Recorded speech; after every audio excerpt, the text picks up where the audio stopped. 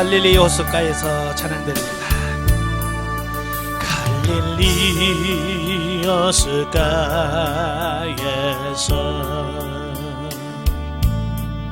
주님은 시몬에게 물으셨네. 사랑하는 시몬아, 넌 날 사랑하느냐?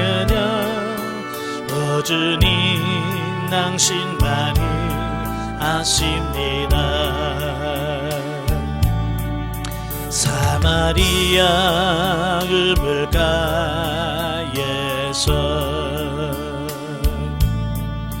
주님은 여인에게 물으셨네. 사랑하는 여인아, 넌 날 사랑하느냐? 오 주님 당신만이 아십니다. 아멘. 기도하겠습니다. 은혜로우신 아버지, 이 시간에도 하나님의 말씀을 같이 대합니다. 하나님의 말씀을 대할 때 우리 눈을 열어보게 하시고 우리의 귀를 열어주시고 심령을 열어 깨달아지는 역사가 있도록 주님 도와주옵소서. 시종을 맡겨오며 예수님의 이름으로 감사하며 기도합나이다. 아멘.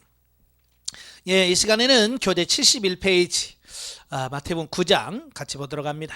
9장의 내용이 중풍병자의 치유와 마태의 소명 및 금식 논쟁과 혈루증 여인, 두 시각 장애인, 언어 장애인의 치유 기사. 계속해서 8장에 이어서 계속 예수님께서 치유하시는 이런 기사를 계속 보여주고 있어요. 자, 이것은 8장에서도 말씀드렸지만 예수님께서 이 땅에 왕으로 오셔서 어떻게 백성들을 통치하시고 다스리신지를 보여주시려고 하는 왕적 능력을 보여주시는 그런 과정이에요. 자, 그 중에서 8절에 보면 중풍병자를 고치시는 예수님에 대해서 나오시죠. 자, 보면은 예수님께서 사역의 중심주로 삼으셨던 가버나움에 이르러서 한 중풍병자를 고치신 사건이 소개되어지고 있어요. 자, 그런데 예수님께서 중풍병자를 그냥 고쳐주시는 것이 아니라 내 죄사함을 받았느니라 라고 선포하신 후에 병을 고쳐주시죠. 예수님께서 왜 그러면 내 죄사함을 받았느니라 라고 말했을까? 만약에 그렇게 말을 하면 틀림없이 누군가가 시비를 걸 걸 예수 몰라서 그랬을까요? 아시죠? 다 아시면서 그런 거예요. 왜? 예수님께서는 그 죄사하는 권세가 예수님 자신에게 있다라고 하는 것을 가르쳐 주려고 일부러 그렇게 하신 거고요. 또 내 죄사함을 받았느니라 라고 하는 말을 하신 것은 이 중풍병에 걸린 사람의 원인, 이분이 왜 중풍병에 걸렸을까? 이것은 그 사람의 죄 때문이다. 죄로 인하여 그가 중풍이 왔다라고 하는 어떤 죄의 원인을 지적해 줌을 또 보여주고 있어요. 그러니까 예수님께서 그 말씀하시니까 서기관들이 바로 신성모독이라고 비난을 하게 되죠. 그들의 입장에서는 그럴 수 있죠. 왜? 죄는 하나님만이 사할 수 있다라고 그들은 알고 있었는데 예수님이 죄사함을 받았느니라 그러니까 그들의 입장에서는 이건 신성모독이죠. 그런데 예수님께서 그걸 아시면서도 그렇게 하셨단 말이에요. 의도가 있었어요. 그 뭐냐? 자신이 세상에 오신 이유가 사람들의 육적 질병을 치유하기보다 궁극적으로 사람들의 영혼을 죄로부터 구원하시기 위함이라는 사실을 강조하려는 의도였다라고 하는 겁니다. 예수님께서 일부러 그렇게 하신 것은 내가 이 세상에 온 것은 육신의 질병을 치유로 한 것이 아니라 영혼을 구원하러 온 거야 라고 하는 어떤 이런 부분을 강조하려고 하시는 거고요. 또 하나는 인간들이 직면하고 있는 온갖 문제거리들은 근본적으로 죄에서 기인하고 있다는 점을 강조하려고 하는 거예요. 사실 인간의 모든 불행은 어디서부터 출발하냐? 아담의 범죄로부터 시작되는 거거든요. 그죠? 아담의 범죄로부터 인류의 모든 어떤 고난이나 질병이나 죽음이나 이게 다 왔거든요. 그걸 깨닫도록 하려고 하는 거죠. 그래서 사실 인간은 죄 문제를 근본적으로 해결하지 않고는 어느 누구도 행복해질 수가 없는데, 예수 그리스도의 복음 위에는 그 어떤 종교와 철학과 죄물도 인간이 안고 있는 죄 문제를 자신 있게 해결해 주지 못한다. 그죠? 그 어떤 것도 이 죄 문제만큼은 해결해 줄 수가 없었어요. 근데 예수님께서 오셔서 그 죄 문제를 해결해 주셨다라고 하는 겁니다. 그래서 그 중풍병자에게 내 죄사함을 받았느니라고 선언하심으로 우리 인간들이 그렇게 해결하고 싶었던 죄 문제를 주님께서 씻어주셨다라는 겁니다. 그래서 우리가 천국에 소망을 두는 것은 예수님께서 우리의 죄 문제를 해결해 주셨기 때문이에요. 그 다음에 이제 9절부터 13절까지 보면 마태의 소명이에요. 당시 창녀와 마찬가지로 멸시를 받던 대상이었던 세리. 근데 유대인들은 보통 이제 죄인, 3대 죄인이 있어요. 유대인들이 생각하는 3대 죄인, 첫째가 창녀들이고요, 두 번째가 이방인이고요, 세 번째가 세리들입니다. 그러니까 아예 세리를 죄인 취급했던 그 시대에 예수님께서 마태를, 세리였던 마태를 제자로 부르셨다는 겁니다. 뿐만 아니라 그 마태의 집에 들어가셔서 다른 많은 세리들과 함께 친히 교제를 나누셨습니다. 그러자 그 모습을 본 바리새인들이 즉각적으로 예수님을 비난하고 났습니다. 하지만 예수님께서는 자신이 의인을 부르러 온 것이 아니요 죄인들을 구원하시기 위하여 세상에 오셨다고 말씀하심으로써 의인을 자처하던 바리새인들의 비난을 정면으로 반박하셨습니다. 예, 바로 예수님께서도 다른 바리새인을 비난할 걸 아시면서도 마태의 집에 들어가셨어요. 왜? 내가 온 것은 죄인을 구하러 온 거다. 의인을 구하러 온 것이 아니라 죄인을 구하러 왔다는 예수님의 그 목적을 분명하게 밝히기 위해서 의인으로 자처했던 바리새인들을 정면으로 반박하셨습니다. 주님께서는 교만하여 스스로 의인이라 생각하는 자가 아닌 겸손하게 자기가 죄인임을 고백하고 하나님의 은혜가 아니고는 절대로 구원을 얻을 수 없다라고 하는 사람들을 위하여 자기 몸을 내어주셨다라는 겁니다. 오늘날도 마찬가지. 누가 구원을 받습니까? 예, 나는 죄인입니다, 나를 구원하소서라고 주님 앞에 겸손하게 엎드리는 사람에게 구원에 있습니다. 그 다음에 14절부터 17절까지는 금식에 관한 논쟁입니다. 예수님께서 행하시는 그 지상사역의 본질을 이해하지 못하는 서기관들과 바리새인들이 이어서 본문은 세례 요한의 제자들 역시 구태의연하고 경직된 종교 제도의 굴레에서 벗어나지 못한 채 예수님을 비난하고 있음을 보여주고 있습니다. 예, 이 세례 요한의 제자들은요, 그래도 나름대로 그때 당시 그래도 경건하다라고 주장하는 사람들이거든요. 예? 그럼에도 불구하고 그들 역시 서기관이나 바리새인들이나 별바를 다를 게 없었다라는 얘기예요. 특히 그들은요, 이 금식에 관한 문제를 제기함으로써 은근히 자신의 경건함을 과시하는 한편 예수님과 제자들이 무절제하고 향락적인 삶을 영위하는 것처럼 매도합니다. 예, 가끔 보면 그래요. 예, 자기가 은근히 뭐 금식 몇 번 했느니 이러면서 자꾸 그걸 강조하는 사람들이 있어요. 마치 그것이 자기의 믿음과 신앙인 것처럼 착각하는. 사실 이 세례 요한의 제자들은 SNF파잖아요.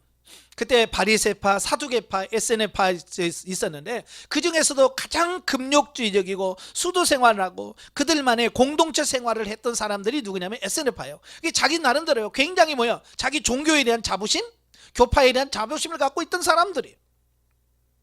그래서 그들은 금식하면서 금식을 많이 함을 통해서 자기가 어떤 경건하다, 어떤 영성이 있다, 이걸 표현하려고 했던 것들이죠. 그러면서 은근히 예수님의 제자들, 왜 당신의 제자들 금식도 안 하냐? 이 말은 뭐예요? 자기들이 우월함을 증명하려고 하는 어떤 그런 부분이죠. 이런 그들의 비난은 서기관들과 바리새인들의 선동에 의한 것으로서 메시아이자 왕이신 예수 그리스도를 대적하는 일에 있어서 당시의 모든 종교 세력이 연합했음을 보여주고 있습니다. 예, 조금 전에 말한 것처럼 바리새파, 사두개파, 또 이 SNF파는 그때 교파인데요, 서로 친하지 않았어요. 나름대로 다 서로 대적하고 반대하는 어떤 이런 입장인데 예수님을 대적하는 데는 이들이 한 목소리를 낸다 이거예요. 예. 이건 뭘 말하냐? 참으로 낡은 부대와 같았던 당시의 유대 종교는 예수 그리스도께서 선포하시는 천국 복음을 결코 수용할 수 없었다라고 하는 것을 보게 돼요. 예. 그래서 SNS까지도 예수님이 오신 목적을 제대로 이해하지 못하는, 그러니까 뭐 일부만 타락한 게 아니라 전체가 다 타락했다라고 하는 것을 보게 되고, 성령님의 역사가 없이는 복음의 진리를 깨달아 알 수 없다라고 하는 겁니다. 그래서 예수님께서 요한복음 14장에서 성령님, 보혜사 성령이 오시면 너희들로 생각나게 하고 기억나게 하고 깨닫게 하실 거다. 참 제가 가끔 그러잖아요. 오늘 이 시대에 태어난 게 너무 복이다. 예, 뭐 과학이 잘 따르고 이게 아니라 성령이 역사하시고 성령이 깨닫게 하시는 이런 시대에 태어난 게 얼마나 감사하냐. 그죠? 구약 시대에 태어났다면, 예? 우리가 이스라엘에 태어나서도 깨닫지 못하지, 눈이 있어도 보지 못하지, 귀 있어도 듣지 못하지. 예수님 시대에 태어났다면 우리도 똑같이 바리새인들이 좀 그렇게 살았을 거예요. 그러나 성령 시대에 태어나서 성령이 깨닫게 하시고 알게 하셔서 이만큼 영적인 부분을 알 수 있다는 게 얼마나 감사하네. 그러므로 예수님께서 제시하는 역동적인 삶과 교훈을 받아들이기 위해서는 그야말로 전혀 새로운 자세가 필요하다는 사실을 본문은 강조하고 있는 겁니다. 네. 그러니까 영성을 하다 보면 계속해서 뭐래요? 사고와 가치관을 바꿔야 된다는 말을 많이 하잖아요. 그러니까 예전에 갖고 있었던 그런 가치관을 가지고는 이 받아들일 수가 없습니다. 예. 그래서 이 가치관이 날마다 변화되고 새로워져야만 새로운 영적인 부분을 받아줄 수 있다는 거 꼭 기억하시고요. 기도하십시오. 하나님, 나의 가치관을 바꿔주시옵소서. 예. 18절부터 33절 연속되는 치유 이적입니다. 자, 본문에서 여러 마을을 순회하시면서 천국 복음을 전파하시고 각종 병자들을 치유해 주신 내용들이 소개되어지고 있습니다. 그 대표적인 내용이 바로 야이로의 딸, 12살 먹은 딸이 죽었는데 다시 살려준 사건, 또 12해를 혈루증으로 앓았던 여인을 고치신 사건, 그리고 두 맹인의 눈을 뜨게 하신 사건, 또 귀신 들려 말 못하는 자를 고쳐주신 사건이 계속해서 나오죠. 자, 예수님께서 천국 복음의 전파와 아울러 각종 병을 고치고 귀신을 물리치는 이적들을 행하심으로써 자신의 초림과 함께 역동적으로 임한 하나님 나라의 도래를 입증하셨다라고 하는 겁니다. 그러니까 예수님께서 막 이렇게 치유하시고 귀신을 쫓아내고 질병을 치유하시는 이 모든 모습은 뭐냐면, 하나님의 나라라고 하는 것은 그냥 관념론적인 그런 나라가 아니라 실질적으로 역사하는 그런 살아있는 생명력 있는 나라, 이걸 말씀해 주고 있는 거예요. 그죠? 그러니까 예수를 믿으면 어때요? 죽은 사람이 살아나고 병자가 치유가 되고 귀신이 나가고, 자, 이런 삶이 나와야 되는 거예요. 오늘 이런 교회에서 이런 살아있는 생명력 있는 역동성이 있는 이런 신앙생활이 안 되다 보니까 어때요? 교회가 점점 죽어지고 있잖아요. 그죠? 교회에서 생명력이 있질 않아요. 오늘 여러분의 교회가 이런 역동성이 있는 살아 움직이는 그런 교회가 되도록 힘쓰셔야 돼요. 자, 35절 38절에 보면 예수님의 2차 갈릴리 사역의 요약입니다. 자, 본문은 지금까지 그 8장 9장에 예수님의 제2차 갈릴리 사역을 총정리한 부분으로서, 여기서 예수님의 그 순회 사역에 대한 간단한 묘사와 예수께서 당신의 사역을 단순히 의무로 맹목적으로 행하지 아니하시고 분명한 역사적 소명의식과 아울러 죄인에 대한 끝없는 연민을 가지시고 행하셨음을 강조하고 있습니다. 그러니까 예수님의 3대 사역은 가르치시고 천국 복음을 전파하시고, 예, 모든 병과 약한 것을 고치셨다라고 말씀했죠. 예수님의 이게 3대 사역이고, 오늘날 우리 교회가 해야 될 사역이 바로 이 3대 사역입니다. 가르쳐야 됩니다. 천국 복음을 전파해야 됩니다. 그리고 치유해 주시는 이런 사역이 오늘날 우리 교회, 여러분의 교회도 이루어져야 해요. 예. 또한 이와 같은 일들을 보다 효과적으로 수행하기 위해서는 추수할 일꾼, 즉 영혼 구원의 사역에 헌신할 자들이 많이 필요하다라고 주님께서 말씀을 하십니다. 예수님 당시에도요, 일꾼이 필요했고요, 지금 당시에도 일꾼이 필요합니다. 항상 하나님의 나라는 일꾼이 필요해요. 저도 이제 많은 목사님을 만나보는데요. 뭐 큰 교회 목사님도 있고 작은 교회 목사님도 만나보는데요. 크든 작든 다 목사님 한결같이 하는 말이 뭐냐면, 일할 사람이 없어요.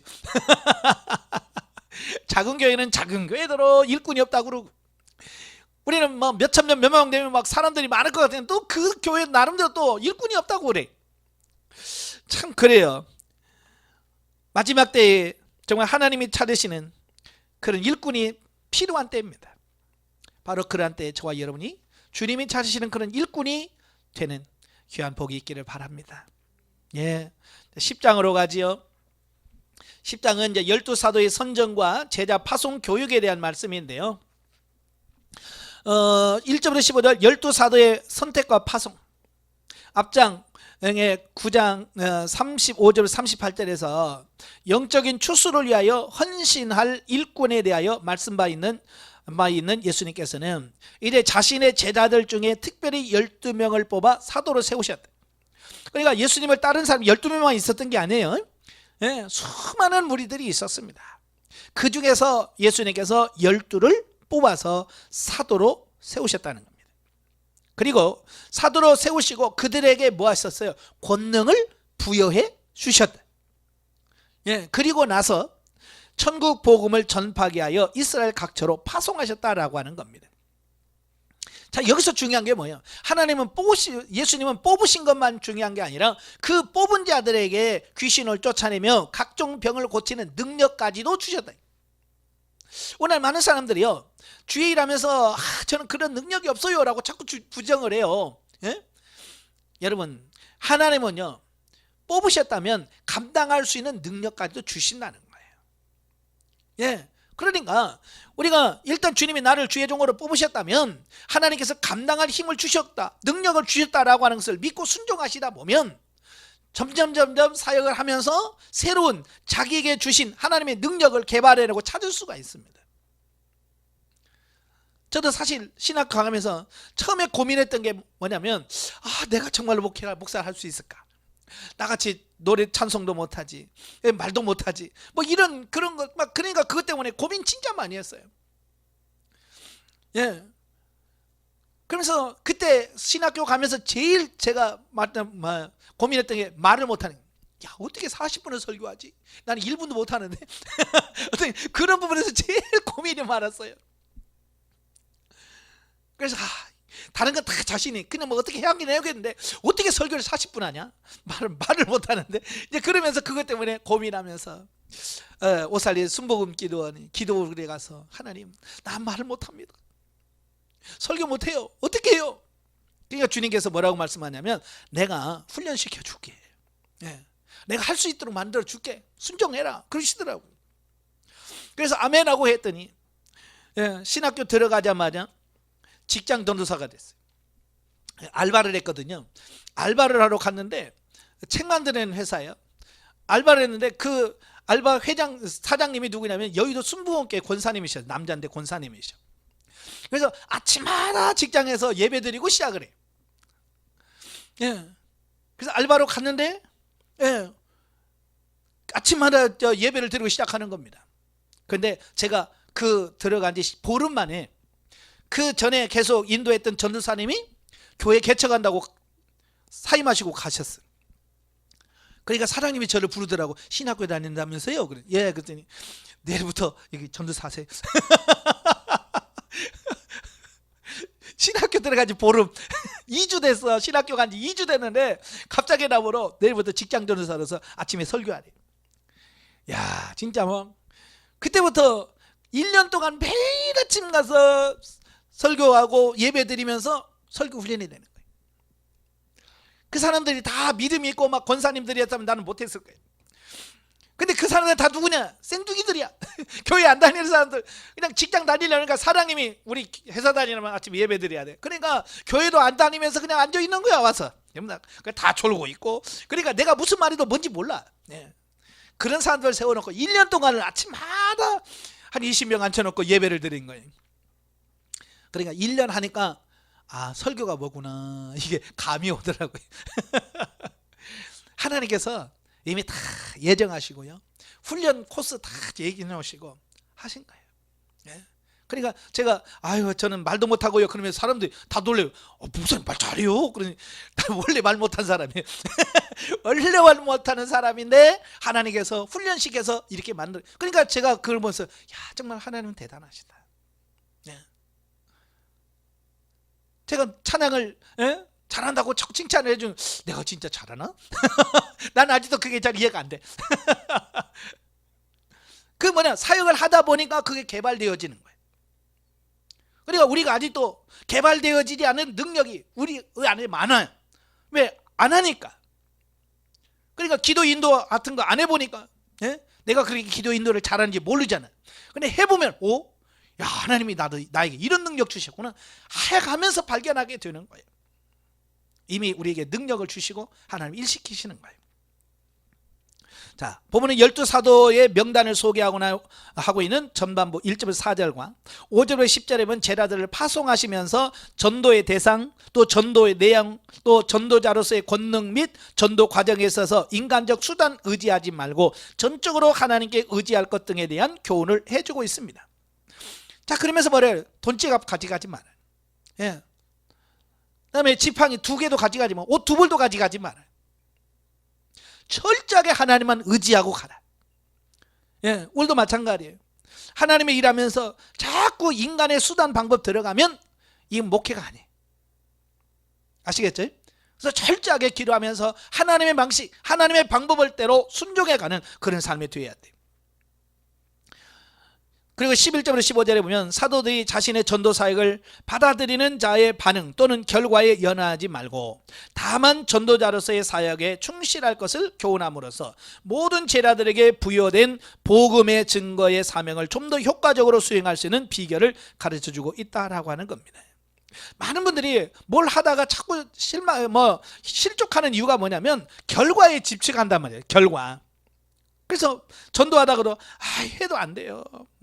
목회해도 안 돼요. 자꾸 결과를 가지고 우리가 안 된다라고 말합니다. 여러분 결과는 하나님께 맡기셔야 돼요. 우리가 하는 일은 씨 뿌리는 일은 우리가 하는 거고 열매를 자라게 하고 열매를 맺게 하시는 일은 하나님인 거예요. 그런데 내가 할 일만 잘하면 돼요. 고린도서 3장에서 사도 바울이 그러잖아요. 나는 심었고 아볼로는 물을 주었다. 그러나 자라게 하시고 열매를 맺게 하시는 하나님이시다. 그리고 각자가 행한 대로 상을 받는다는 거예요. 근데 우리는 내가 심고 내가 물 주고 내가 자라게 해서 내가 결과까지 다 열매까지 따먹으려고 하니까 이게 안 되는 거예요. 목사님들이 다 욕심 많아가지고 그 내려놓으셔야 돼요.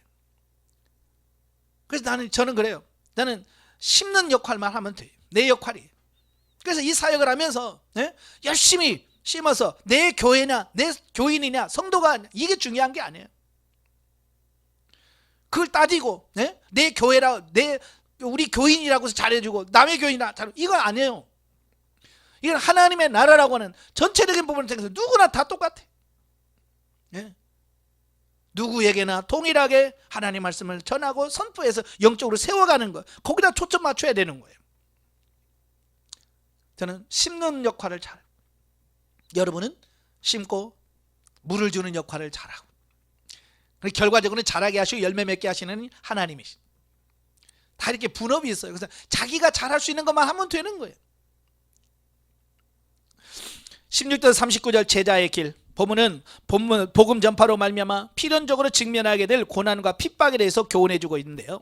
즉 예수님께서도 비록 메시아의 왕국이 시작되기는 했어도 여전히 악의 세력이 잔존하고 있다는 사실을 아셨기 때문에 12사도에게 복음 전파의 사명을 부여하고 이스라엘의 각처로 파송하기에 앞서 그들에게 겪게 될 고난과 핍박에 대해서 예고해주고 있습니다.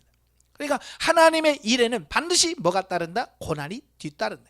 우리가 하나님이라면 정말 힘든 일이 오게 돼 있어요. 그게 당연한 거예요. 그걸 이상한 일 당하는 것처럼 여기지 말라는 겁니다. 그리고 그들에게 예수 그리스도의 명령에 순종하여 복음을 증거하는 자로 그 어떤 고난과 핍박을 당하더라도 두려워하지 않을 용기와 결코 흔들리지 않은 믿음의 자세를 지니도록 촉구하고 있다라고 하는 겁니다. 왜? 그래야 승리할 수 있기 때문에 그렇습니다. 많은 사람들이요 주의 일하다가 힘들어요 그러면서 그만둬. 아니에요. 우리는 끝까지 가셔야 돼. 제가 여러분에게 늘 말씀하는 게 고난이 축복입니다. 예, 고난이 축복입니다라고 하는 말을 하는 이유도 여러분이 앞으로 가는 과정 속에 고난이 있어요. 그걸 단순히 고난으로만 인식할 것이 아니라 우리를 세워가시는 하나님의 훈련 과정이라고 하는 것을 인식하시고 낙심하지 말고 그걸 잘 통과하셔야 된다라고 하는 것을 말씀하려고 하는 거예요. 그래서 고난은 안 되는 게 아니라 되게 마시는 겁니다. 아시겠죠? 되게 하시는 거예요.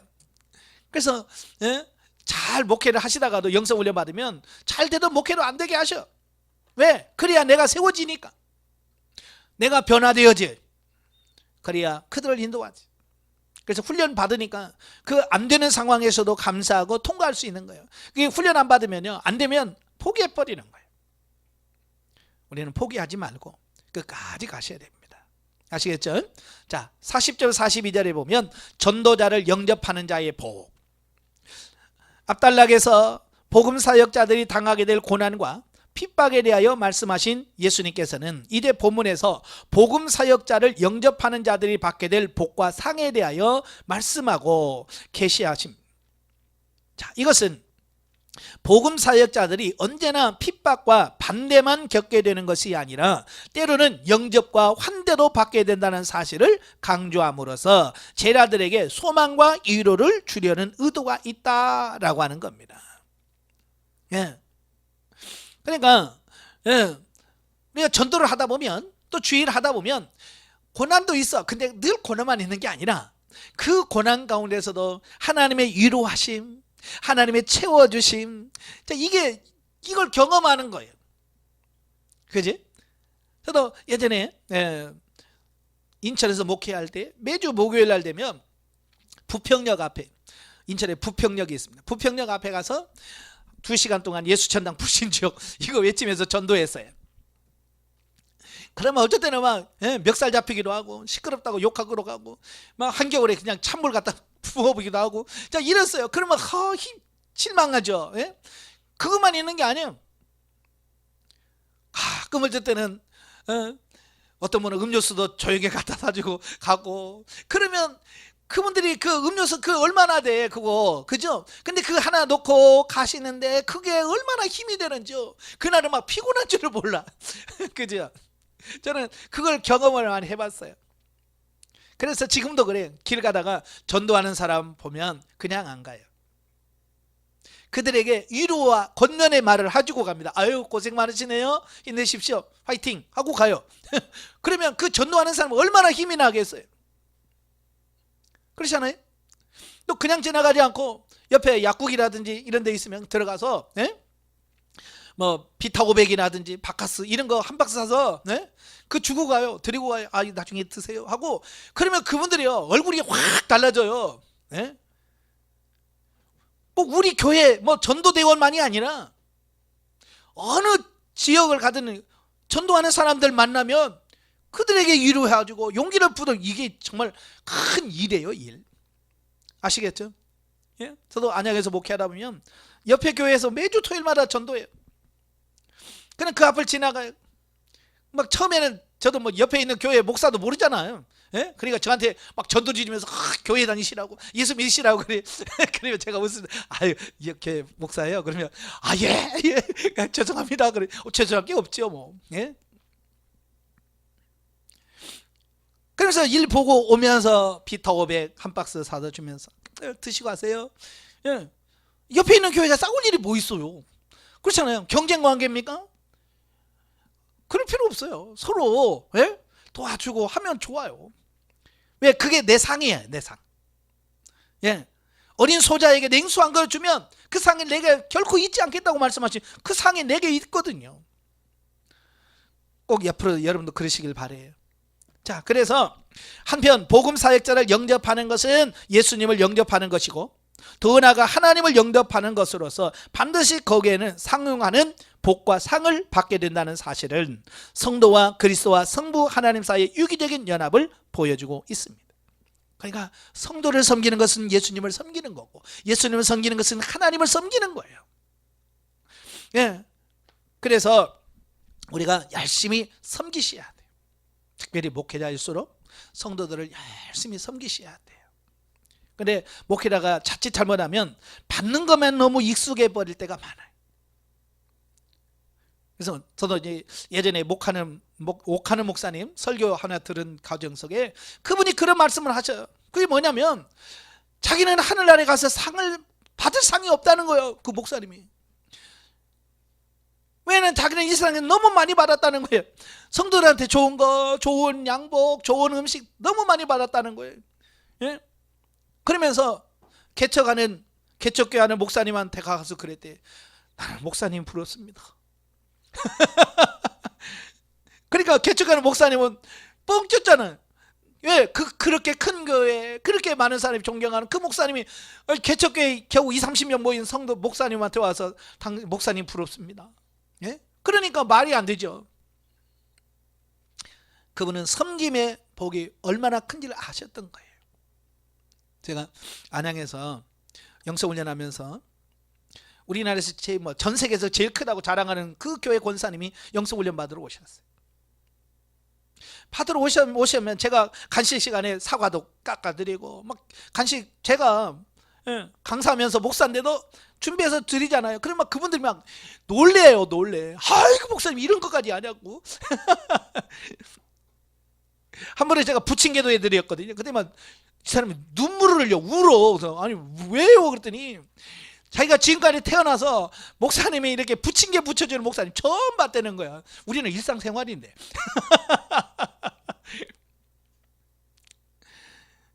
지금 그렇습니다. 시대가. 그래서 우리가 섬김을 받는 삶이 아니라 이제는 섬기는 시대에 돼. 아시겠죠? 그래서 열심히 섬기셔야 돼요. 그게 우리의 상입니다. 자, 영적이해 보죠. 31절 33절에 하나님을 시인하는 삶에 대하여 말씀합니다. 영적인 의미에서 하나님을 시인한다고 하는 것은 일거수일투족을 하나님의 주권을 인정하여 순종하는 것이고 매사 모든 일이 하나님이 허용하여 있음을 알고 대적하지 않고 순응하는 것을 말합니다. 그래서 하나님을 존재를 인정하는 것 중에서 가장 기본이 뭐냐? 묻는 겁니다. 여러분 회사서나 어디서나 투명인간 취급하는 것처럼 어려운 게 없어요. 여러분 당해보셨나요? 있어도 인사해도 인사도 안 받고 뭘 해도 옆에 있는 저걸 알아주지 않을 때가 진짜 어려운 거예요. 우리가 하나님을 섬긴다고 하면서도 하나님의 주권을 인정하지 않으면 의미가 없어. 그래서 하나님 어떻게 할까요? 라고 묻는 순간 나는 하나님의 주권을 인정하는 겁니다. 하나님의 계심을 인정하고 하나님의 능력을 주권을 인정하는 것이 돼요. 그래서 묻는 것이 그렇게 중요한 겁니다. 제가 경상북도 의성에 있는 기도원에 가서 집회하다가 거기는 할머니 어르신들이 많으시길래 여러분 언제가 제일 섭섭하던가요? 며느리한테 그랬더니 묻지 않고 지 맘대로 하면 그렇게 섭섭하대. 자기가 시어머니인데 며느리가 와가지고 묻지도 않고 막 자기들끼리 막 하면 그렇게 서운하대. 자기는 무시하는 것 같고. 그래서 저렇게 연세 드신 분이 며느리가 자기 마음대로 하면 그렇게 서운하다는데 하나님도 그렇잖아요. 그죠? 우리가 마음대로 하나님이 뻔히 계시는데도 하나님께 묻지도 않고 막 내 마음대로 막 하면 하나님께서 얼마나 서운하겠어요. 그죠? 하나님을 서운하게 하지 마세요. 늘 묻고 하십시오. 11장으로 갑니다. 11장은 예수님과 세례 요한의 질의응답 및 복음을 받아들이지 않는 땅들에 대한 책망과 구원의 초청에 대한 말씀인데요. 1절부터 15절 세례 요한과 예수님의 질의응답. 자, 앞부분에서 예수님께서 권세 있는 가르침과 초자연적 이적을 통하여 자신의 왕적 권능을 입증하여 주었다. 그럼에도 불구하고 서기관들과 바리새인들과 심지어 세례 요한의 제자들까지도 노골적인 반감을 드러낸 바 있었죠. 그런데 메시아의 길을 예비하는 사역자로서 예수님을 가리켜서 세상 죄를 지고 가는 하나님의 어린 양이다 라고 말한 적이 있던 세례 요한마저도 이제 자신이 헤롯 안디바에 의하여 감옥에 갇히게 되자 예수님께서 구약 성경에 예언된 메시아인지 의구심을 품게 됩니다. 그러니까 예수님을 하나님의 어린 양입니다 라고 외쳤던 요한도 고난이 심해지잖아요. 그죠? 감옥에 들어가서 갇혀있는 그런 상태에 들어가니까 이제 의심이 생기는 거예요. 흔들리게 되는 거예요. 정말 내가 선포했던 그분이 메시아가 정말 맞나? 예, 그런 의구심이 생기는 겁니다. 그래서 그는 자신의 마음속에 떠오르는 의구심을 풀기 위해서 제자들을 예수님께 보냅니다. 어쩌면 세례 요한의 장점이 이런 거예요. 혼자 속으로만 꿍꿍 앓지 않고 그걸 제자들을 보내서 풀었다는 겁니다. 이게 굉장히 중요한 겁니다. 오늘날도 마찬가지예요. 많은 사람들이 이 속에서 혼자 끙끙 앓는 게 너무 많아. 그죠? 끙끙 앓지 말고 하나님께 묻고 사람한테서도 묻고, 그래서 그걸 해결해 나가는 이런 삶이 되셔야 되는데 많은 사람은 그걸 안 풀어. 만약에 세례 요한이 그 의구심을 끙끙 풀지 못하고 끙끙 앓고 있었다고 한다면 글쎄 그가 그걸 끝까지 하나님 예수님에 대해 신뢰할 수 있었을까요? 풀길 바래 하나님께 물어서. 당시 사람들이 예수 그리스도를 정치적 메시아로 오인한 것 같이 세례 요한도 메시아 구원의 참 본질과 과정 그리고 범위에 대하여 깨달지 못하였던 것이다. 그러니까요, 심지어 예수님의 길을 예비하러 왔던 세례 요한도 예수님의 메시아에 대해서 정확하게 알고 있지를 못하는 거예요. 그래서 의문을 품는 겁니다. 그래서 예수님께서는 요한의 제자들에게 자신이 메시아로서의 왕적 권능을 갖고 소경과 안전뱅이와 귀머거리와 나병 환자를 고치며 심지어 죽은 자를 살리고 가난한 자들에게 하나님의 나라의 복음이 전파된다라고 세례 요한에게 전해줘라 라고 말합니다. 여러분, 지금 세례 요한이 뭘 말하고 있습니까?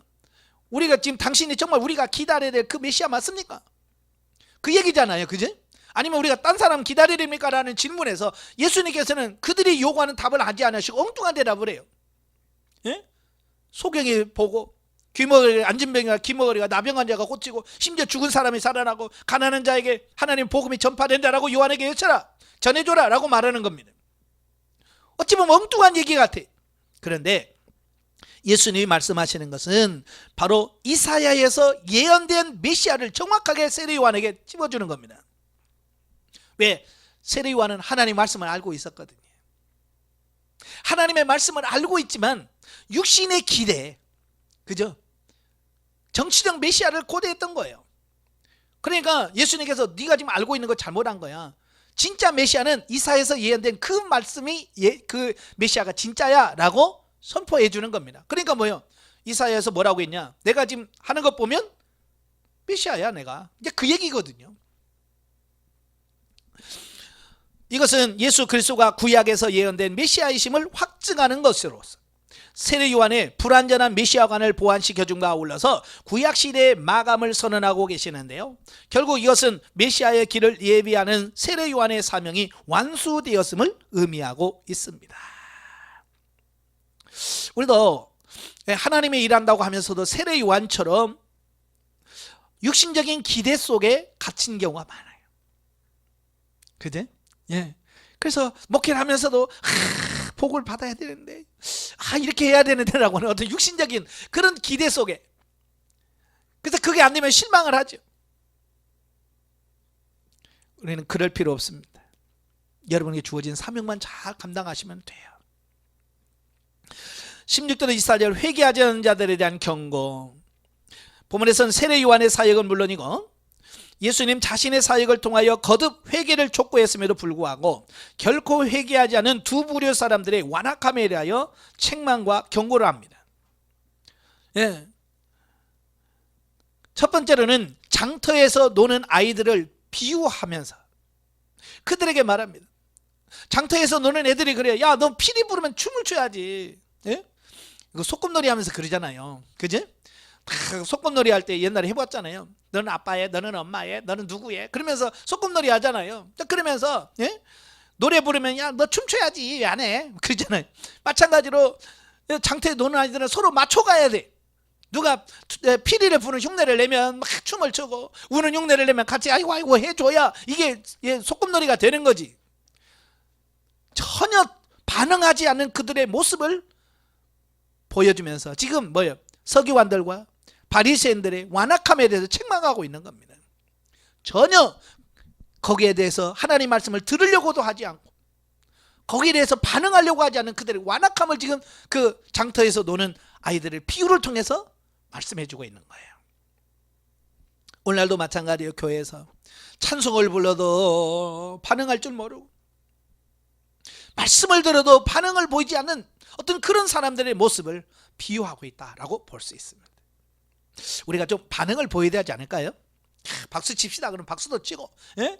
예. 그래서 뭐 춤도 추기도 하고 찬양하면서 그래야 되지 않겠어요?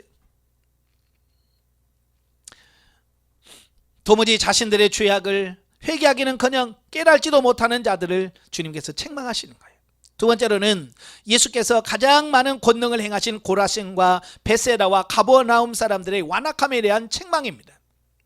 어찌 보면 이 고라신, 베세다, 가버나움은요, 예수님께서 가장 많이 말씀을 전파하신 곳이고 가장 많은 기적과 이적을 베푸시고 가장 오래 있었던 지역이 바로 그 지역이에요. 그런데도 그들은 그 많은 기적을 보고 그 많은 말씀을 들어도 반응이 없는 거예요. 회개할 줄 모르는 겁니다. 이들은 예수님께서 전파하신 하나님의 계시의 말씀과 많은 이적과 권능을 직접 목도했었다. 그럼에도 불구하고 이들은 하나님을 메시아로 알지 못했고 회개하지도 않았고요, 오히려 복음을 배척하고 메시아를 거부해버리는 이런 부분들을 보게 됩니다. 참 이걸 통해서 우리가 깨달을 게 뭐냐면 기적이 전부가 아니라고 하는 것을 보게 되고 기적이 사람을 바꿀 수는 없다는 거예요. 사람들에게 막 충격을 줄 수는 있어, 와 할 수 호기심을 줄 수 있지만 기적 자체가 사람을 변화시키거나 사람을 구원할 수는 없어요. 진정은 그 영혼이 변화되지 않으면 의미가 없어요. 아시겠죠?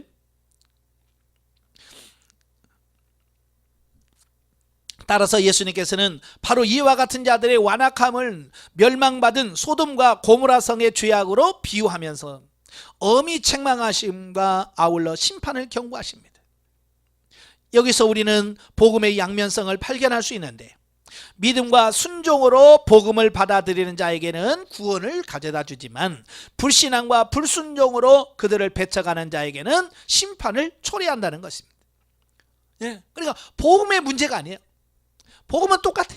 그러나 그걸 받아들이는 사람과 받아들이지 않는 사람의 상태에 따라서 받아들이는 사람은 구원, 받지 않는 사람에게 하나님의 심판이 결정되어야 된다는 것을 기억하셔야 돼요.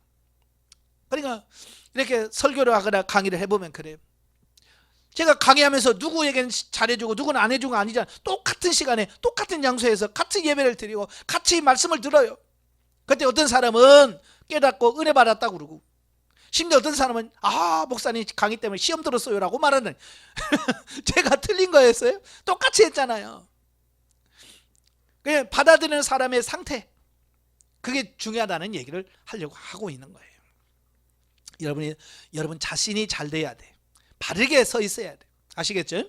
네. 25절 30절에 참된 안식애로의 초청.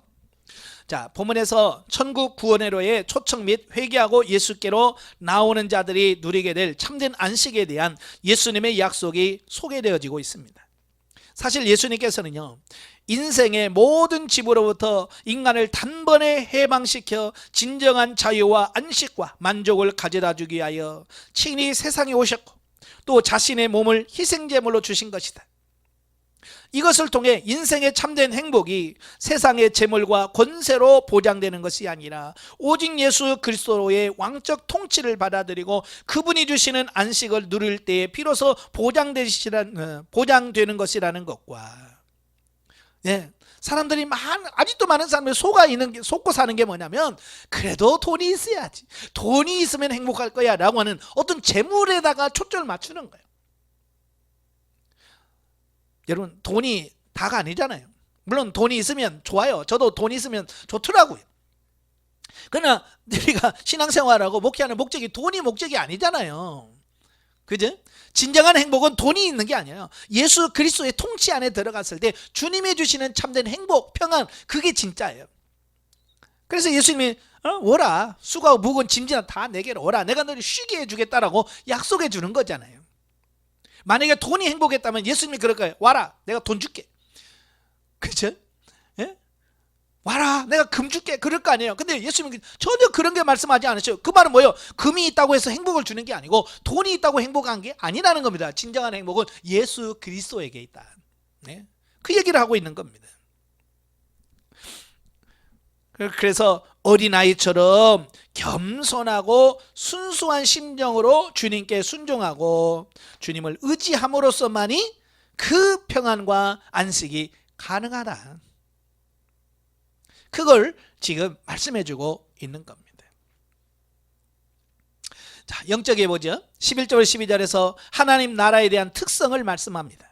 즉 하나님의 나라는 침노하는 자의 것인데 자기의 의를 따라 행하는 것이 아니라 하나님의 말씀을 쫓아 행하는 것이며 그 분량에 따라 현세 천국에서 하나님의 나라를 누리고 소유하게 될 것이다 라고 하는 것을 보게 됩니다.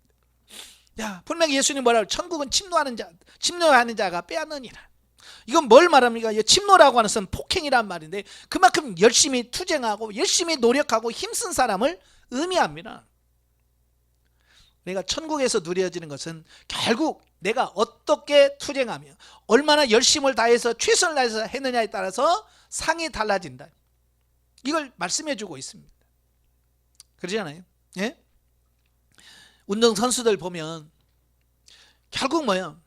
그들이 세상에서 훈련할 때 얼마나 훈련할 때 많은 땀을 흘리냐가 메달의 색깔을 결정한다고 그러잖아요. 그죠? 여러분도 천국에 가서 누릴 여러분의 면류관의 어떤 그런 부분들은 지금 여러분이 이 땅에서 얼마나 내가 힘쓰고 애쓰냐의 그 부분에 따라서 여러분의 면류관이 달라질 거예요. 아시겠죠? 예수님이 지금 그 얘기를 하고 있습니다. 왜? 하나님의 심판의 기준은 명확해요. 항상 심은 대로 거두게 하시고 행한 대로 갚아주겠다. 이게 하나님의 심판 기준이거든요. 여기서 일 안 하면 상이 없습니다. 여기서 심지 않으면 거둠이 없습니다. 여기서 희생하지 않으면 받는 게 없습니다. 분명해요. 이건. 예? 근데 우리는 기대만 갖고 있어요. 내가 천국 가면 뭐 휘황찬란한 금메달 금 면류관 주겠지. 심어야죠. 그죠? 면류관 받도록 힘써 일하셔야죠. 그래야 받지. 노력도 안 하고 아무것도 안 하고 그냥 천국만 간다고 면류관 주는 건 아니에요. 그래서 열심히 순종하시기를 바랍니다. 자, 12장으로 가죠. 자, 12장은 안식일 논쟁과 성령을 모독하는 자에 대한 경고 및 이적 요구에 대한 책망이 나와요. 1절부터 21절까지 보면 안식일 논쟁입니다. 각종 치유의 이적을 통해서 메시아이심이 입증되는 그 예수님의 왕적 권능에도 불구하고 노골적인 반감을 드러내기 시작한 당시 종교 지도자들은 예수님을 정죄하기 위하여 기회를 엿보다가 예수님께서 안식일 규정을 준수하지 않았다고 비난하기 시작을 합니다. 지금까지는 속으로만 끙끙 앓고 있었어요. 근데 이제부터는 이제 공식적으로 이제 노골적으로 반감을 드러냅니다. 예. 그러면서 예수님을 안식일을 준수하지 않았다, 안식일을 지키지 않았다, 이걸 자꾸 이제 꼬투리를 잡는 겁니다. 그래서 그들은 출애굽기 31장 14, 15절 말씀을 인용합니다. 안식일에는 아무 일도 하지 말고 일하는 사람 죽여라. 그렇죠? 그래서 안식일에 일하면 안 된다. 그래서 그런 규정을 잘 알고 있던 사람들은 바로 예수님의 제자들이 안식일에 밀 이삭을 잘라 먹은 일, 또 안식일에 예수님께서 병자를 고치신 일, 이걸 뭘로 취급하냐면 노동행위다. 왜 일을 했냐? 일을 하면 죽이라고 그랬죠. 예? 그러면서 예수님을 대적하는, 정죄하려고 하는 겁니다. 하지만 예수님께서는요, 그런 바리새인들의 흉계를 간파하시고 율법의 외부적 규정 뒤에 숨겨져 있는 율법의 근본 정신을 더 강조하면서 바리새인들의 외식주의를 단호히 배격하게 됩니다. 예. 그러니까 이 바리새인들은 뭘 모르냐면 하나님께서 왜 그런 말씀을 하시는 근본 목적, 근본적인 이유를 알아야 돼요. 우리가 성경을 보면서 항상 그래요. 이 성경에서 말씀하려고 하는 그 근본 목적이 뭐냐, 이걸 보셔야 돼요. 근데 근본 목적을 이해하지 못한 채 그 문구에가 집착을 하게 되면 오늘 바리새인들처럼 형식주의, 외식주의가 될 수 있어요. 오늘 교회에서도 마찬가지.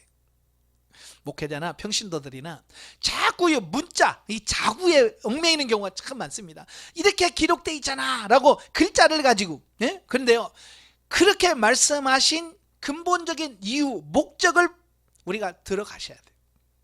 아시겠죠? 그래서 우리가 성경을 보면서 하나님이 왜 이런 말씀을 하셨을까? 예수님이 왜 이런 말씀을 하셨을까? 그래서 그 이유, 목적 그 안으로 들어가야 근본적으로 이 뜻으로 이런 말씀을 하셨구나, 이걸 이해할 수 있는 겁니다. 자, 우리도 마찬가지예요. 사람들과 대화할 때 그 사람이 말하려고 하는 의도, 뜻을 정확하게 이해하지 못하면 오해를 하게 돼요. 근데 알게 되면 아무리 뭐라고 해도요, 그걸 시험 들지 않아요. 가끔 보면, 지금은 뭐 어쩌면 옛날에는 그 욕쟁이 할머니란 말 많이 들어보시죠? 어느 가게 가면 그 할머니가 그냥 손님들한테 막 욕을 한대. 이 새끼 저 새끼는 기본이고 막 우리가 들어보지도 못하는 욕을 막 쌍욕을 한다는 거야. 근데 사람들은요, 그렇게 좋아한대요. 막 들으면서 막 웃으면서. 왜 그럴까? 그 할머니가 욕을 하는데 미워서가 아니고, 예? 그렇다고 해서 여러분도 욕하는 말은 아니에요. 그러니까 그 할머니의 본심, 그 사장님의 본심을 아니까 그 욕을 얻어먹으려 웃으면서 막 웃는다는 거야. 근데 그걸 이해를 못한 사람은 나보러 뭐라고? 하면 이제 이게 문제가 되는 거예요. 예. 세상 사람이 다 마음이 넓어서 그걸 받아들이는 건 아니에요. 어떤 사람은 못 받아들일 수 있거든요. 그죠? 예, 사람마다 딱 다르니까. 그래서 우리가 성경을 보면서도 우리가 마음이 넓고 깊어서 주님께서 뭘 말씀하시려고 한지를 알면 말씀에 대해서 오해를 하지 않아요. 근데 그걸 모르니까 자꾸 글자에 매여서 이렇게 하지 말라고 그랬잖아, 이렇게 하지 말랬지. 그래서 자꾸 그걸 가지고 정지하고 판단한 어떤 이런 부분이 생겨지는 거예요. 그래서 예수님께서는 그 안식일도 그 규정이 아니라 그 안식일의 의미, 안식일을 왜 주셨고 안식일을 통해서 뭘 의미하는지를 예수님께서 그 의도를 말씀하시는 거예요. 자, 그래서 율법에 언급된 안식일 규정은 예수 그리스도를 통해서 성취될 구원과 안식에 대한 예표란 말이에요. 그죠? 근데 그게 안 하고 자꾸 일을 하니까 하나님께서 야야야야 일하지 마라. 자, 그렇게 된 거거든요. 그러니까 일하지 않는 게 안식일의 목적이 아니라 안식일을 하나님께서 허락하신 이유는 너희가 구원받고 안식을 누리라고 하는 어떤 그런 부분의 예표인데, 그냥 안식해 쉬어 그러면 그 의미를 못 알아먹으니까 야 일하지 말고 일하지 마로. 이제 그러다 보니까 사람들은 뭐만 깊이 들어오냐, 일하지 말래. 거기다만 꽂힌 거야. 그래서 안식일날 일하면 저 나쁜 놈, 일하지 말래는 왜 일해? 일하고 거기만 집중해 버리는 거예요. 왜 하나님이 안식하라고 했는지를 모르니까. 이해가 되시죠? 예. 그래서 이제 안식일의 주인이신 예수님께서 세상에 오신 이상 율법에 나타난 안식일의 외부적 규정만 계속해서 주장하는 바리새인들의 외식주의는 더 이상의 설득력을 지니지 못한다는 겁니다. 예, 예수님이 오시기 전에는 그래서 좀 예수님 오시기 전까지야 가능했지만 이제 주인 대신 오셨잖아요. 예표가 오셨잖아요. 그러니까 예표는 없어지는 거예요. 진짜 예수님을 통해서 말씀하려고 하는 그게 중요한 거거든요. 자, 안식일에 안식해야 한다라고 하는 것은 단순히 아무 일도 안 하고 쉬는 것을 의미하지는 않는다. 이게 중요한 거예요. 안식이라고 해서 지금도 그래요. 예? 주일날 뭐 시키면 안식일날 쉬라고 하는데 왜 자꾸 일 시켜요? 이런 분도 있어요. 심지어 그것 때문에 따지는 경우가 있어. 저도 목회하다 보니까 목사님 주일날 안식하지 마는데 뭐 왜 자꾸 식사하라고 그러고, 왜 교회 청소하라고 그러고, 왜 전도하라고 그래요? 성경에서 일하지 말고 쉬라고 그랬는데, 그러면서 따지더라고요, 저한테. 네. 왜냐하면 그 사람은 안식이라고 하는 글자 거기로만 딱 매이니까 그런 현상이 벌어지는 겁니다. 자, 오히려 이 날은 안식일의 주인 되신 예수님을 섬기는 일을 중심으로 지켜야 된다. 내가 쉬는 것이 아니라 그 안식일의 주인 되신 그분을 섬기는 그 부분이 중심이 돼야지, 내가 일 안 하고 나 아무것도 안 해, 이게 중요한 게 아니란 말이에요. 다시 말해서 예수님께서 금하신 일들을 하지 않는 것은 물론이고, 더 나아가 예수님께서 원하시고 기뻐하시는 일들을 힘써 행해야 되는 날이 바로 안식일이다. 예, 우리가 안식일을 요즘 이제 주일날이라고 하잖아요. 주일. 왜 주일이라고 합니까? 예, 주님의 날, 예수님의 날이라는 겁니다. 주님의 날이 주일이에요. 근데 말은 주일이라고 하면서, 여러분 정말 주님이 주인입니까? 내가 주인입니까? 예? 우리는 주님이 주일이 아니라 내가 주인이 돼서 살아. 그러면 내일이지 주일 아니잖아요. 그러죠? 이걸 분명히 하셔야 돼요. 이게 말로만 주일이라고 하지 말고 진짜 예수님이 기뻐하시고 예수님이 즐거워하시고 기뻐하시는 일을 행하는 날이 돼야 된다, 그 얘기를 하고 있는 거예요. 그러므로 성도들은 안식일의 바른 의미를 깨달아 안식일에 대한 바른 태도를 가져야 할 것이다. 즉 안식일의 주인 되신 예수님을 기억하며 온전히 주를 섬기며 헌신봉사하는 안식일이 되어야 할 것이다. 그래서 주일의 개념을 바꾸셔야 돼. 아무것도 안 하고 노는 날, 그게 아니라 이제는 주님을 위하여 일하는 날, 아시겠죠? 주님을 위하여 일하는 날로 바꿔주셔야 돼요. 네. 그 다음에 22절부터 30절의 바알세불 논쟁입니다. 자, 압달락에서 율법의 안식일 규정을 어겼다고 예수님을 비난하던 바리새인들이, 자, 본문에서는 귀신 들려서 눈 멀고 말 못하는 자를 고치신 예수님의 이적을 바알세불의 능력을 힘입어서 행했다라고 모함을 하게 돼요. 그래서 바알세불은 파리떼 왕이라는 이름인데요. 그러니까 이 여러 그 신들 중에서 가장 하찮은 신 중에서도 우두머리가 있고, 그 이집트 신화나 로마 신화, 그리스 신화를 보면 항상 신도 계급이 있어요. 그래서 최후의 신이 있고, 그 다음에 좀 뒤떨어진 신, 그리고 제일 밑에 있는 하급 신이 있어요. 근데 그 하급 신 중에 하나가 뭐냐, 바알세불이에요. 이건 파리떼 왕이라는 얘기예요. 파리떼. 그러니까 파리떼나 다스리는 그 왕으로서 이건 정말 귀신 중에서도 제일 밑바닥,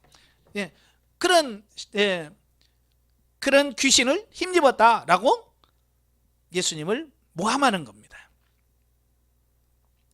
그래서 예수님께서는 먼저 통일된 조직체 내에서의 분열은 파멸을 초래하는 것으로서 귀신의 왕의 능력을 힘입어서 귀신을 쫓아낼 수 없다라고 하는 겁니다. 또 한 가지는 나무의 열매가 그 나무와의 필연적인 관계에 있는 것처럼 예수님의 정체도 사역에 의하여 판단될 때 선한 사역을 행하시는 자신의 선한 분임을 보이심으로써 그들의 모함이 모순된 것임을 판증하고 있다. 정말 너희 말대로 내가 파리떼 왕에 힘입었으면 결과 열매도 그렇게 나와야 되는데 내 열매는 그런 게 아니잖아. 그죠? 예수님을 통해서 나오는 열매는 뭐야? 사람을 살리는 겁니다. 은혜를 주는 겁니다. 질병을 치유하는 아주 좋은 열매를 맺는 거야. 그러니까 좋은 열매를 맺는다고 하는 것은 예수님 자체가 뭐요? 나쁜 나무가 아니라는 얘기죠. 이단이 아니라는 얘기예요. 왜? 그의 삶을 통해서, 열매를 통해서 나타나니까. 즉 자신의 이적이 결코 귀신의 왕 바알세보의 힘을 이용한 것이 아니라 성령의 능력으로 말미암는 것으로, 이미 예수님을 죽이기로 작정한 당시에 종교 지도자들이 사사건건 예수님을 정죄하려고 애쓰는 것은 정작 자신들의 행위가 사함을 받지 못하는 성령을 모독하는 죄에 해당된다라고 말씀해주고 있는 겁니다. 그러니까 예수님이 내가 문제가 아니고 지금 너희들이 문제야, 그 얘기하고 있는 겁니다. 여기서 우리가 성령 모독죄라고 하죠. 성령 모독죄라고 하는 게 뭐냐? 성령의 역사인 줄 알면서도 이를 고의적으로 거부하고 또 죄를 깨닫게 하며 회개하게 하시는 성령의 감동 감화를 의도적으로 배척하는 것을 말합니다. 그러니까 성령의 역사인 줄 알면서도 고의적으로 하는 것. 또 성령을 모독하는 죄가 죄사함을 받지 못하는 이유는 성령의 역사를 거부하는 것이 참회와 중생에 이르는 모든 가능성을 완전히 막아버리는 일이 되기 때문이다 라고 하는 겁니다. 그러니까 이제 구속사를 봐야 돼요. 구속사는 뭐냐면 하나님께서 범죄하고 타락한 인류를 구원하실 계획을 성부 하나님이 세우시죠. 자, 그리고 예수 그리스도께서 오셔서 그 계획을 성취하십니다. 그리고 그 예수님이 성취하신 구원을 우리 개개인에게 적용하고 완성시키는 분이 누구냐? 성령님이에요. 그러니까 삼위 하나님의 사역이 굉장히 중요하겠지만 결정적으로 그 구원을 우리에게 이루게 하신 분이 누구냐? 성령님이에요. 그러니까 그 성령님을 거부해버리면 그게 우리에게 적용될 수가 없다는 얘기예요. 그렇죠? 성령님이 우리에게 구원을 적용하고 완성시키는 분인데 그 성령님을 거부해버리면 예수님이 이루어놓으신 그 구원이 내게 적용이 안 된다는 말이에요. 그러면 의미가 없다는 거예요. 구원이 없다는 겁니다.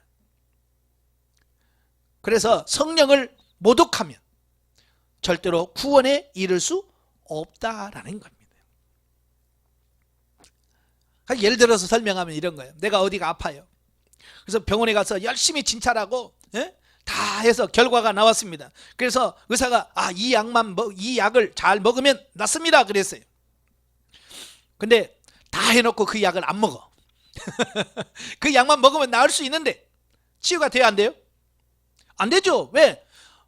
그 검사가 중요한 게 아니잖아요. 그죠? 결과는 그 약을 처방하기 위한 과정이지.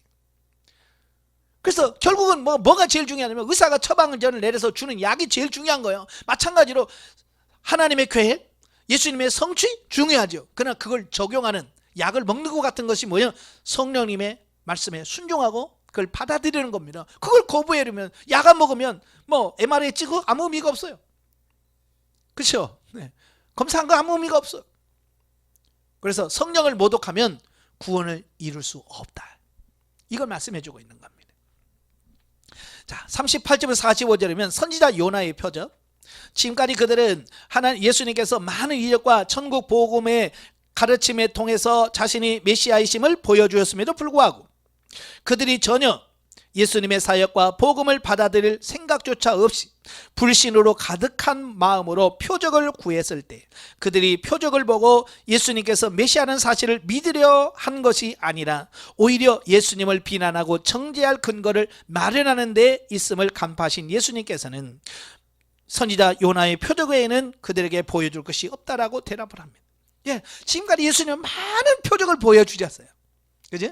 근데 그들은 예수님이 보여주신 그 표적을 믿지 못하니까 계속해서 뭐라고 그래요? 정말 네가 메시아냐? 그러면 표적을 보여달라. 아니 지금까지 많은 거 보여주셨잖아요. 그죠? 귀신도 쫓아내고 바람을 잠잠케도 하시고 많은 기적을 행했잖아. 이게 뭐예요? 예수님이 메시아라는 사실을 보여주는 겁니다.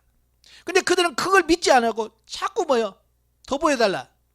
그러니까 믿지 못하니까 표적을 구하는 거지. 믿은 사람들에게는 뭘 필요가 없어요. 그죠? 자, 부부간에도 그래요. 부부간에도 여보 나 사랑하지? 그럼 그 남편을 믿으면 뭘 필요가 없어. 그렇잖아요. 근데 나 사랑해? 그럼 사랑하지. 그 증거를 내놔봐. 각서 써. 만약에 각서 써 그러면 각서를 써준다라고 하는 말은 뭐예요? 못 믿는다는 얘기잖아요. 그죠? 못 믿기 때문에 각서 써달라는 거 아니에요. 그러면 남편을 신뢰하고 믿으면 그냥 믿는 거지 그거 필요가 없는 거예요. 마찬가지예요. 예수님도 믿으면 표적 필요 없는 거예요. 못 믿으니까 자꾸 표적을 요구하고 그러는 거잖아요. 사실 친구들 간에도 그랬잖아요. 그 친구 믿으면 돈 빌려주면서 차용증 써줄까? 됐어 그거 아니고 믿으니까 그렇잖아요. 그럼 못 믿으면 차용증 써 빨리. 빨리 써. 확실히 써. 도장 제대로 찍어. 못 믿으니까 그러는 거 아니에요. 바로 이들이 예수님을 못 믿으니까 자꾸 표적을 바라는 거예요. 예. 근데 그 못 믿는 사람한테는 뭘 해도 못 믿어. 그죠? 그래서 예수님께서 표적을 달라는 그들에게, 야, 다른 표적 필요 없어. 내가 너에게 보일 표적은 요나의 표적밖에 없다 라고 말하는 겁니다.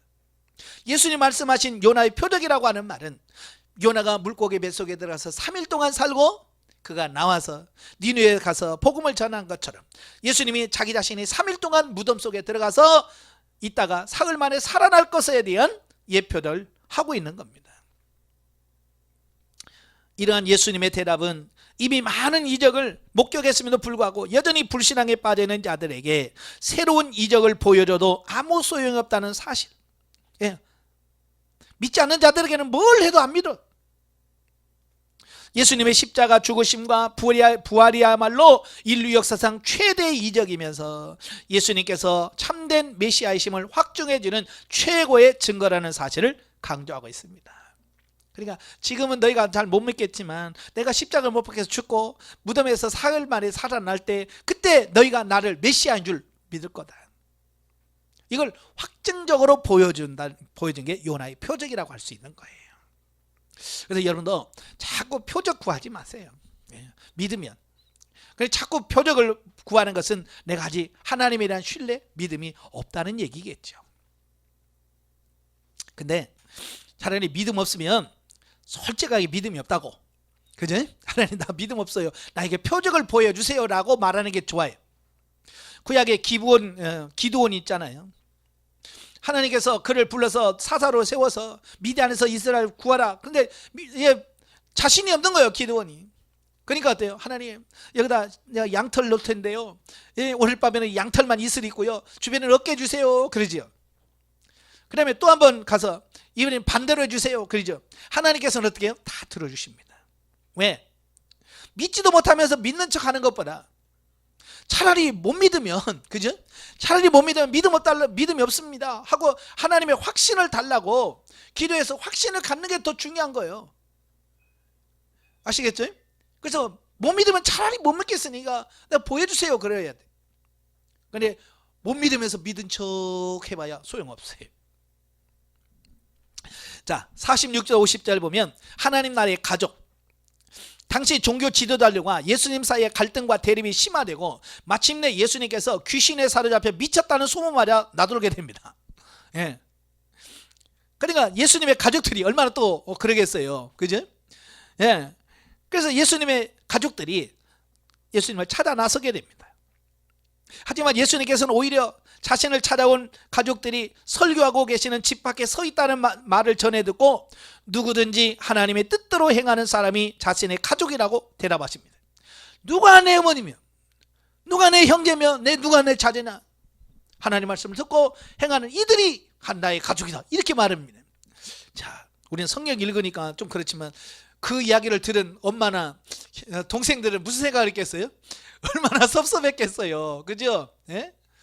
예. 얼마나 섭섭했겠어요. 근데 예수님께서 그렇게 말씀하시는 것은 우리가 오해하면 안 됩니다. 예수님께서 육신의 가족은 필요 없어, 다 무시해, 그런 뜻이 절대로 아닙니다. 이제 하나님 나라에서 새로운 가족이라고 하는 이 개념을 설명한 거지, 예? 부모도 필요 없고 자식도 다 필요 없어 라는 말이 아닙니다. 그걸 어디서 증명합니까? 맨 나중에 예수님께서 십자가에 못 박혀 죽을 때에, 예수님이 십자가에 못 박혀서 지금 고통 중에 있습니다. 그때 마리아와 요한이 그 밑에 가 있습니다. 그때 예수님께서 그 고통 중에 요한에게 그러잖아요. 요한아, 여자여 보소서, 아들입니다. 그리고 요한에게, 요한아, 오늘부터 네 어머니다, 네가 책임져라. 그래서 그 어머니, 육신의 어머니를 부탁을 하고, 예? 하는 것을 보면 예수님께서 그 어머니를 무시하거나 가족들을 무시했던 건 아니에요. 여기서 예수님 말씀하시려고 하는 것은 이제 하나님 나라에서의 가족이라고 하는 것은 혈연적인, 이 혈연에 얽매여서 배타적인 가족 개념을 깨치려고 하시는 거예요. 그래서 하나님 나라 안에서 새롭게 형성되는 영적 가족의 개념을 갖도록 촉구하고 있습니다. 예, 그래서 굉장히 중요한 겁니다. 네. 그래서 오늘날에는 이제 진정한 가족은 어떠냐? 혈연적 가족은 가족이 아니에요, 사실은. 왜? 천국 가시면 우리는 가끔 전도하면서 그러잖아요. 아이고, 사모님은 믿는데 사장님은 안 믿으시면 나중에 천국 가서 어떻게 해요? 천국 같이 가서 또 부부로 살려면 신앙생활 해야 돼요. 그러고 말하지만 성경적이에요? 비성경적이에요? 비성경적이에요. 왜? 천국에는 시집가고 장가가는 것도 없어요. 또 이 땅에서 부부로 살았다고 천국에서 부부로 사는 거 아니에요. 그죠? 천국에서, 이 땅에서는 아버지와 아들의 관계지만 천국에 가면 아들의 아버지와 관계가 아니에요. 모두가 다 뭐예요? 하나님의 아들로서 그냥 똑같아. 그 개념을 예수님께서 말씀해 주시는 겁니다. 예. 그래서 천국에는 이 땅에서 남편이었다고 천국에서 남편은 아니에요. 오직 유일한 남편은 예수님. 우리는 모두가 다 어린 양의 신부예요. 이런 가치관의 변화를 얘기하고 있는 겁니다. 그래서 이 땅에 살면서도 진정한 가족은 주 안에서 있는 이 형제들이 진짜 형제라고 하는 거. 그렇다고 해서 자기 가족을 등하냐라는 말은 절대로 아닙니다. 디모데후서 5장 8절에 보면 사도 바울이 그래요. 자기 가족을 돌보지 않는 사람은 불신자들보다 악하다. 그죠? 오늘 예수 믿는다고 하면서 자기 부모 안 챙깁니다. 주의 일 한다고 부모 안 챙깁니다. 이건 불신자보다 악한 사람이에요. 내 부모, 육신의 부모 잘해야 됩니다. 그러나 그 혈연에 꽉 묶여 있으면 안 됩니다. 아시겠죠? 자유롭지만 그럼에도 불구하고 혈육, 육신, 형제 잘 챙겨야 됩니다. 이걸 계시발전사로 이해를 해야 돼요. 나중에 여러분 수료하고 나면 계시발전사를 이야기할 때 이런 부분들이 이렇게 가족들 개념이 이렇게 바뀌는구나, 이게 인식이 돼야 돼요. 그렇지 않으면 지금도 이 혈연 관계에 매여 가지고요, 어떤 교회는 가족 교회 전체가 혈연으로 딱 뭉쳐 있어요. 부모님부터 시작 형제 자매로 다 해서 혈연 관계가 없는 사람은 없어요. 그렇게 교회가 혈연으로 묶여버리는 이런 경우도 있습니다. 왜? 이런 영적 가족의 개념을 이해하지 못하기 때문에 그런 현상이 벌어지는 겁니다. 그래서 이런 계시발전서로 바르게 이해할 수 있는 우리가 되면 좋겠습니다. 기도하겠습니다. 하나님 아버지, 참으로 우리가 가지고 있던 육신의 가치관, 내가 가지고 있던 지식들이 참으로 바뀌어져야 되고 새로워져야 된다는 것을 보게 됩니다. 우리가 바뀌지 않으면 바리새인들과 사두개인들처럼 예수님을 믿지 않고 배척할 수밖에 없습니다. 우리의 사고 가치관이 바뀌어지게 하시옵소서. 묶여있던 부분들이 풀려지는 역사가 있게 하여 주셔서 정말 예수 그리스도를 향하여 열려지게 하여 주시고 주님께서 말씀하시는 그 가치관으로 날로 새로워지는 우리가 되어지게 하여 주시옵소서. 예수님의 이름으로 감사하며 기도합나이다. 아멘. 하나님께 드립니다.